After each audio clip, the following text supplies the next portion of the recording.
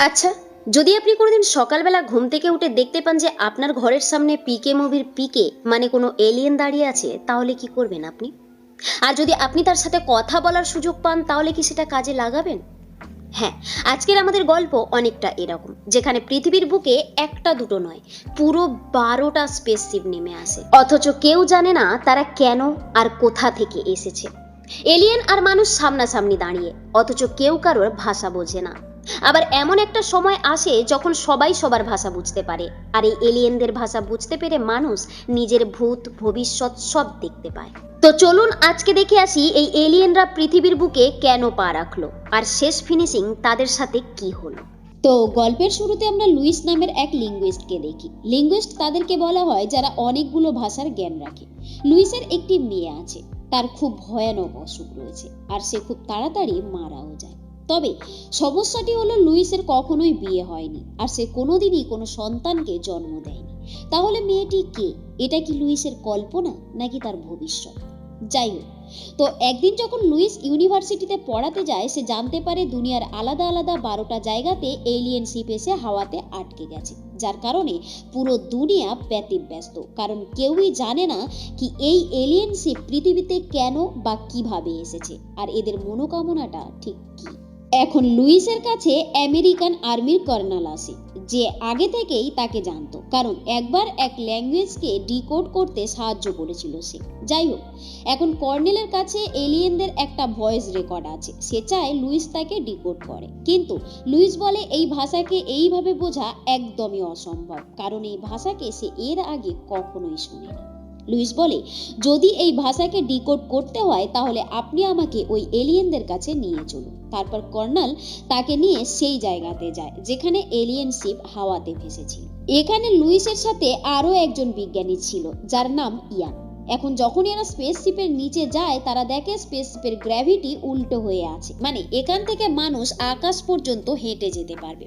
এর থেকে আমরা বুঝতে পারি এই এলিয়েনরা মানুষদের থেকে অনেক বেশি অ্যাডভান্স। এখন লুইস সেইখানে পৌঁছে যায় যেখানে দুজন বড় বড় এলিয়েন ছিল। এদের বড় বড় 7টা লিম্স ছিল, যার কারণে এদেরকে হ্যাপটাপ্টো বলা হয়। যদিও মানুষ আর এলিয়েন সামনাসামনি ছিল, কিন্তু তারা কেউই কারোর কথা বুঝতে পারছিল না, যার কারণে এখনো কেউ বুঝতে পারছিল না যে এলিয়েনরা এখানে কেন এসেছে। যাই হোক, এরপর লুইস এখান থেকে চলে যায়। এরপর লুইস আবার আসে, এবার সে সাথে করে একটা হোয়াইট বোর্ড নিয়ে আসে যাতে সে এলিয়েনদের সাথে লিখে কথাবার্তা বলতে পারে। এখন লুইস হোয়াইট বোর্ডে লেখে হিউম্যান, মানে আমরা মানুষ। সেটি এলিয়েনদের দেখাতে তারা নিজেদের হাতে একটি গোলাকার গোলক বানায়। আসলে যেমন আমাদের একটা নিজস্ব স্ক্রিপ্ট রয়েছে, ভাষা রয়েছে, ঠিক তেমনই এটা হলো তাদের স্ক্রিপ্ট। লুইস এই সার্কেলের মানে কি কিছুই বুঝতে পারছিল না। সে এই সার্কেলের মানে বোঝার চেষ্টা করছিল। আসলে এই সার্কেলের শেষে জোড়া ছিল না, আর তাতে কিছু অক্ষরও ছিল, কিন্তু লুইস বুঝে উঠতে পারছিল না তা কি। যাই হোক, এরপর তারা চলে আসে।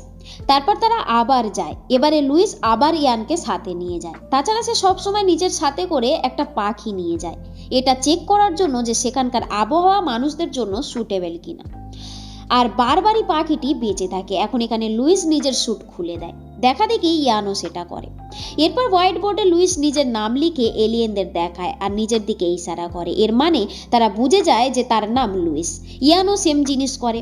তারপর ওই দুজন এলিয়েনও হোয়াইট বোর্ডে দুটো আলাদা আলাদা সার্কেল বানায়। এর থেকে এটা তো বোঝা যায় যে এরা এদের নাম লিখছে, কিন্তু এখনো পর্যন্ত সে এদের ভাষাকে বুঝতে পারেনি। এভাবেই পুরো 1 মাস ধরে বারবার এরা এলিয়েন শিপে যায়। আর এখন লুইসের কাছে অনেকগুলো এই গোল সার্কেল রয়েছে যা তাদের ভাষা, কিন্তু তাদের ভাষাকে বোঝা, ডিকোড করা এতটাও সহজ নয়। অন্যদিকে দুনিয়ার আলাদা আলাদা যে আরো 11টা দেশে এলিয়েন শিপ নেমেছিল, সেখানকার সরকারও এলিয়েনদের সাথে কমিউনিকেট করার চেষ্টা চালিয়ে যাচ্ছিল, আর এরা সবাই একে অন্যকে ইনফরমেশন শেয়ার করে যাচ্ছিল। এইভাবে কেটে যায় বেশ কয়েকটা মাস।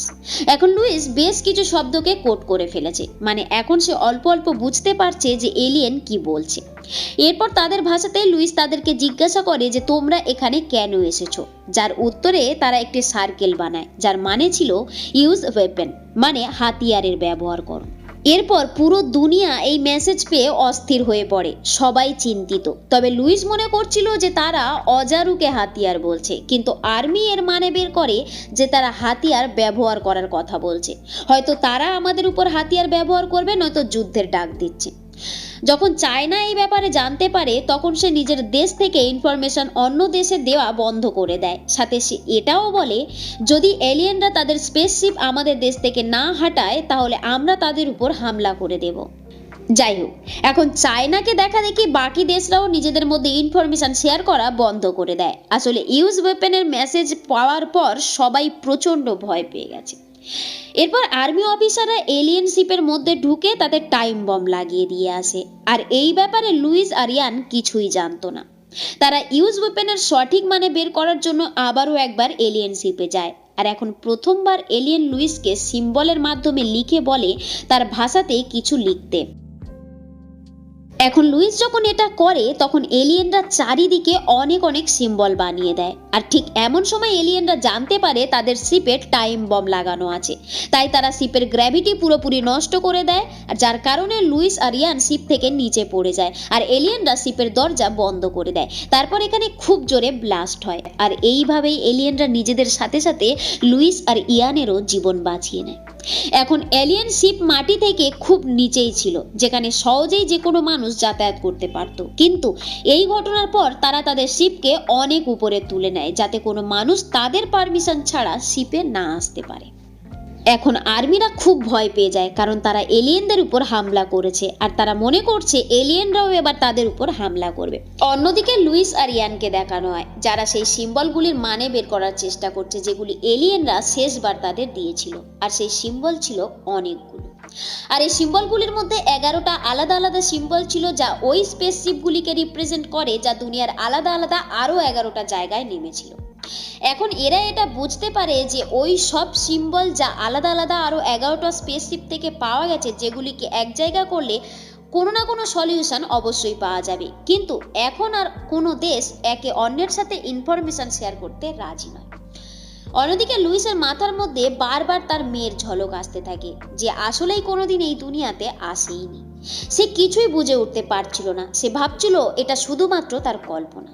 সাথে তার আরো একটা ভিশন আসে, যাতে সে দেখে ওই এলিয়েন শিপের মধ্যে থেকে একটা ছোট্ট এলিয়েন শিপ বাইরে আসে আর তারা তাকে নিয়ে যায়। তারপর সে গ্লাসের উল্টো দিকে এলিয়েনদের কাছে যায়। যাই হোক, তারপর যখন সে সেই জায়গায় যায় যেখানে স্পেসশিপ ছিল, সে দেখে সত্যি সত্যি স্পেসশিপ থেকে একটা ছোট্ট স্পেসশিপ নিচে আসে যে তাকে উপরে নিয়ে যায় এলিয়েনদের কাছে। সেখানে তার শ্বাস নিতে খুব কষ্ট হয়, কিন্তু খুব তাড়াতাড়ি সে নর্মাল হয়ে যায়। তারপর এলিয়েনরা তাকে বলে আমরা এখানে মানুষদেরকে ধ্বংস করতে নয়, আমরা তাদেরকে বাঁচাতে এসেছি। ইউজ ওয়েপেনের মানে হলো ইউজ গিফট, আর ওই গিফট হলো আমাদের ভাষা। যে আমাদের ভাষা বুঝতে পারবে সে অতীত, বর্তমান, ভবিষ্যৎ 3 কালকে একই সাথে দেখতে পাবে। এখন লুইস বুঝতে পারে এটাই কারণ যে সে যখন এদের ভাষা একটু একটু করে শিখছিল তখন সে তার ভবিষ্যতের ঘটনাকে দেখতে পারছিল। এখন যখন লুইস এলিয়েনদের সাথে ছিল তখন তার পুরো ভাষা তারা বুঝে যায়।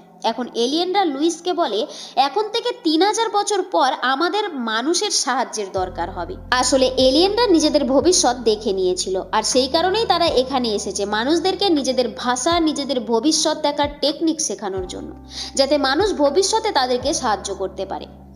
এখন লুইস সবকিছু বুঝতে পেরেছে, সে সবকিছু জেনে গেছে। এরপর লুইসকে সুরক্ষিত মাটিতে নামিয়ে দেওয়া হয়। এরপর লুইস এখন থেকে 18 মাস পরের ভবিষ্যৎ দেখতে পায়, যেখানে দুনিয়ার সব বড় বড় লিডার একসাথে পার্টি করছে। আর এই পার্টি ছিল এলিয়েনদের থেকে বিপদ কেটে যাওয়ার। এখানে চায়নার জার্নাল আসে, তিনি লুইসকে বলে যদি তুমি আমাকে কল না করতে তাহলে আমরা কখনোই এই বিপদ থেকে বাঁচতে পারতাম না। লুইস বলে আমি কখনো তোমাকে ফোন করিনি। জার্নাল বলে তুমি আমাকে কল করেছো, বলে সে তার প্রাইভেট নাম্বার বলে। সাথে বলে তুমি আমাকে কল করে আমার স্ত্রীর শেষ শব্দটি বলেছিলে, যেটি ছিল যুদ্ধ করে কোনোদিনই বিজয়ী হওয়া যায় না, বরং তার থেকে বিরহ তৈরি হয়। আর এই কথাই শোনার পর আমি এলিয়েনদের উপরে হামলা করার চিন্তা বদলে নিই। গল্প আবার প্রেজেন্টে আসে, যেখানে লুইস সম্পূর্ণভাবে কনফিউজড ছিল। আসলে এখন সে এলিয়েনদের মতো সম্পূর্ণভাবে ভবিষ্যৎকে দেখতে পায়। এরপর লুইস চায়না জার্নালকে স্যাটেলাইটের মাধ্যমে কল করে, কারণ এখন সে এলিয়েন শিপের উপর হামলা করার প্রস্তুতি নিচ্ছে। জার্নাল যখন তার কথা শুনছিল না তখন সে তার স্ত্রীর বলা শেষ শব্দটি তাকে বলে। জার্নাল নিজের স্ত্রীর শেষ শব্দটি শোনার পর এলিয়েন শিপের উপর হামলা করার সিদ্ধান্ত পাল্টে নেয়, আর তাকে দেখা দেখি বাকি দেশরাও তাদের সিদ্ধান্ত পাল্টে নেয়।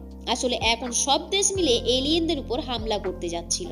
এর কিছুক্ষণ পর সব এলিয়েনসই পৃথিবী থেকে আকাশের দিকে উড়ে যায়, মানে তারা তাদের নিজেদের দুনিয়াতে ফিরে যায়। এখন লুইস যে এলিয়েনদের ভাষা শিখেছিল সে তার উপর নিজের একটা বই পাবলিশ করে, আর যে এই বই পড়ে আর এলিয়েনদের ভাষা শিখে যায় সেও এলিয়েন আর লুইসের মতো পাস্ট, প্রেজেন্ট আর ফিউচার দেখতে পায়।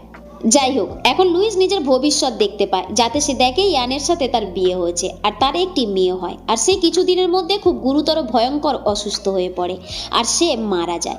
এরপর লুইস ইয়ানকে বলবে যে সে এই ব্যাপারে আগে থেকেই জানতো, তারপর ইয়ান তাকে ছেড়ে চলে যাবে। যাই হোক, এখনো পর্যন্ত এটা লুইস দেখছিল।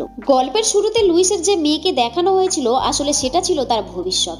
এখন লুইস সব বুঝতে পারে যে এলিয়েনরা জেনে বুঝেই তাকে এইসব সামান্য সামান্য ঝলক দেখিয়েছিল, যা সে এখন নিজের মন থেকে মানে। এই ভাষাকে শেখার পর পরিষ্কারভাবে আরামসে বসে যাতে সে দেখতে পারে।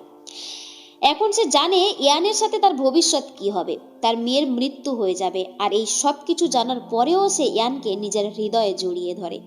এর মানে সে তার সামনের ভবিষ্যৎকে অ্যাকসেপ্ট করে। হতে পারে নিজের ভবিষ্যৎকে সে নিজের হাতে বদলাতে না পারে, আর এই কারণেই এলিয়েনরা জানতো যে 3000 বছর পর যখন তাদের দুনিয়া ধ্বংস হতে থাকবে তখন তারা নিজের হাতে কিছুই করতে পারবে না, আর তখন তাদের মানুষের সাহায্যের প্রয়োজন হবে। আর এই কারণেই তারা পৃথিবীতে এসেছিল, যাতে তারা মানুষকে নিজেদের ভাষা শেখাতে পারে আর তাদের এই সমস্যার কথা তাদেরকে জানাতে পারে, আর প্রয়োজনে তাদের থেকে তারা সাহায্য নিতে পারে। তবে এখানকার মানুষ এখনো পর্যন্ত এটা জানতে পারেনি যে সেই এলিয়েনরা কোথায় থেকে বা কোন দুনিয়া থেকে পৃথিবীতে এসেছিল।